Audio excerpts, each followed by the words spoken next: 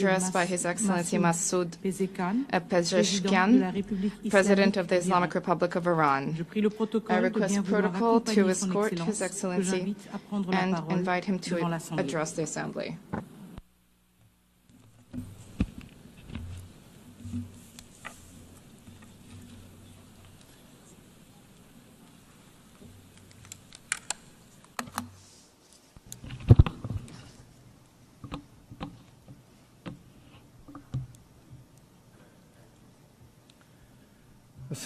In the name of God, the most compassionate, the most merciful, Mr. Secretary General, Madam President, distinguished representatives, ladies and gentlemen, the theme of this year, and I quote, "Better together, 80 years and more of peace, development, and human rights," unquote, is in truth a summons to solidarity and to a shared vision of a brighter future.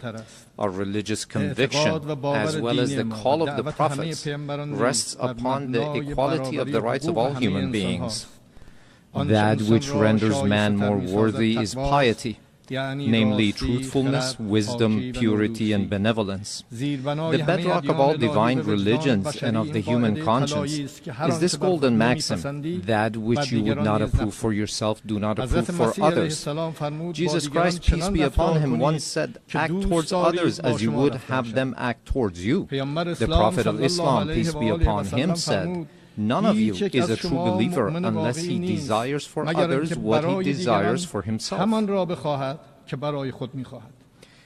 The sage Hillel, the elder, expressed the essence of the Torah as such: that which is hateful unto thee, do not do unto thy fellow. In the traditions of the Orient, likewise, the central teaching is this very principle, and secular schools of ethics grounded in reason and conscience have arrived at the same conclusion.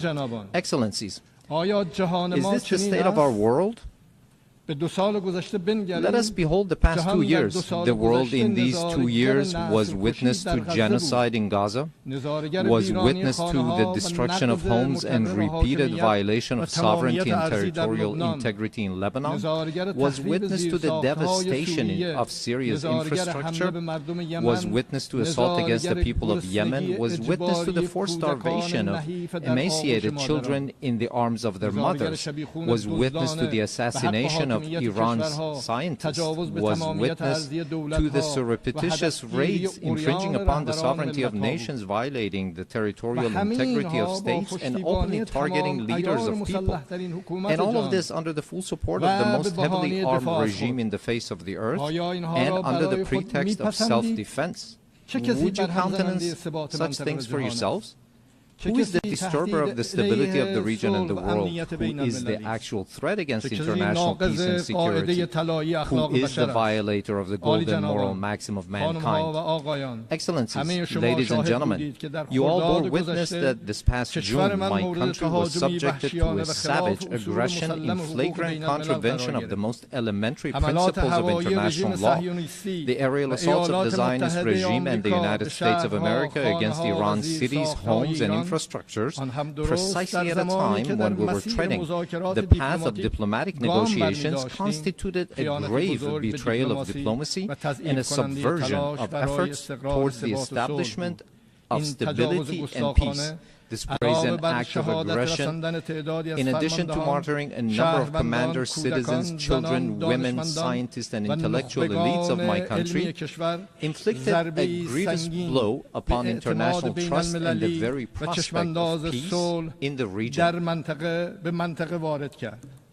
Should we fail to confront such perilous breaches of international norms, these aberrations shall spread to engulf the world. The assault upon nuclear facilities under safeguards and international supervision, the open attempt to assassinate leaders and duly constituted officials of UN member states, the systematic targeting of journalists and members of the press, and the killing of human beings who solely by the reason of their knowledge and expertise are converted into military targets. Again, would you countenance such acts for yourselves? With this behavior, they have killed at the very least over 35,000 innocent civilians in Gaza. They have deprived them of food, drinking water, medication, and proper اگر در health برابر care. این هنجارشکنی‌های خطرناک Those نایستیم who have این perpetrated such بدعت‌ها crimes دامن جهان را خواهد گرفت. حمله به تأسیسات هستی تحت پادمان و نظارت بین المللی، تلاش علنی This برای nation, کشتن with a رهبران magnanimous و spirit مقامات and رسمی دولت‌های عضو سازمان ملل، هدف گرفتن the systematic سیستماتیک targeting of خبرنگاران journalists and و members of اهالی the press رسانه، and the killing of کشتن human beings who انسان‌هایی که solely صرفاً by the به علت reason داشتن of their دانش knowledge and و expertise are تخصصشان به converted اهداف into نظامی military تبدیل می‌شوند. targets. آیا اینها را بر خود Again, می‌پسندید؟ would you countenance such acts for کسانی که yourselves? مرتکب این Those جنایات who have شده‌اند perpetrated such باید crimes must بدانند know که that ایران Iran, the most ancient continuous civilization upon the face of the earth, has ever stood steadfast against the tempests of history. This nation, with a magnanimous spirit and an eternal will, has time and again demonstrated that it shall never bow before aggressors.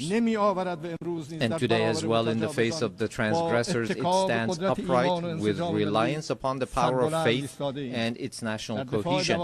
In this 12-day defense, the patriotic and valiant people of Iran laid bare before the aggressors the fallacy and self-delusion of their arrogant calculations. The enemies of Iran unwittingly fortified the sacred national unity. The people of Iran, despite the most severe, protracted, and crushing economic sanctions, psychological and media warfare, and persistent efforts to sow discord, at the very instant the first bullet was fired upon their soil, rose in unison in support of their valiant armed forces, and today they continue to honor the blood of their martyrs. Here, in the name of all Iranian people, I extend my heartfelt gratitude to all personalities, nations, governments, and international and regional organizations that stood in solidarity with Iran during this war. Ladies and gentlemen, today, after nearly 2 years of genocide, mass starvation, the perpetuation of apartheid within the occupied territories, and aggression against its neighbors, the ludicrous and delusional scheme of a greater Israel is being proclaimed with brazenness by the highest echelons of that regime. The scheme encompasses vast swaths of the region. The map itself lays bare the true intentions of the Zionist regime, intentions that have, of late, been openly endorsed by its criminal prime minister. None in the world is secure from the aggressive machinations of this regime. It is manifest that the Zionist regime and its sponsors no longer even content themselves with normalization through political means. Rather, they impose their presence through naked force and have styled it peace through strength. Yet, this is neither peace nor power. It is nothing but aggression rooted in coercion and bullying. But we envision our powerful Iran alongside powerful neighbors within a strong region with a radiant future. A future in which we stand together against the grand project that imposes genocide, destruction, and instability upon the region.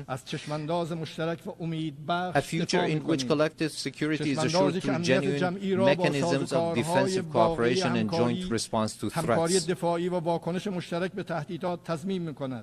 A future in which human dignity and cultural diversity are cherished as foundational values. A future in which collective development is realized through joint investment in infrastructure and modern sciences. A future in which energy security and the equitable use of vital resources from the pillars of economic stability. A future in which the environment is safeguarded for posterity. A future in which national sovereignty and the territorial integrity of states are regarded as non-negotiable principles.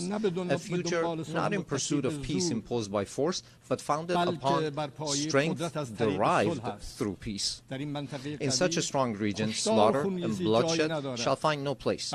It is for this very reason that my country has, for many years, been among the staunchest advocates of establishing a region free of weapons of mass destruction. Yet those who themselves possess the largest nuclear arsenals and who in flagrant breach of the NPT make their weapons even deadlier and more destructive have for years subjected our people to pressures on the basis of spurious allegations. Last week, 3 European states, having failed through a decade of bad faith and thereafter by supporting military aggression to bring the proud people of Iran to their knees, at the behest of the United States of America, sought, by means of pressure, coercion, imposition, and manifest abuse, to reinstate against Iran the Security Council resolutions that had already been terminated. In doing so, they set aside good faith. They circumvented legal obligations. They sought to portray Iran's lawful remedial measures taken in response to the United States' withdrawal from the JCPOA and to Europe's breach and utter incapacity as a gross violation. They falsely presented themselves as parties of good standing to the agreement, and they disparaged Iran's sincere efforts as insufficient. All of this was in pursuit of nothing less than the destruction of the very JCPOA, which they themselves had once held as the foremost achievement of multilateral diplomacy. This unlawful measure, which has also meant the opposition of certain members of the Security Council, possesses no international legitimacy and will not garner the approbation of the international community. I hereby declare once more before this assembly that Iran has never sought and will never seek to build a nuclear bomb. We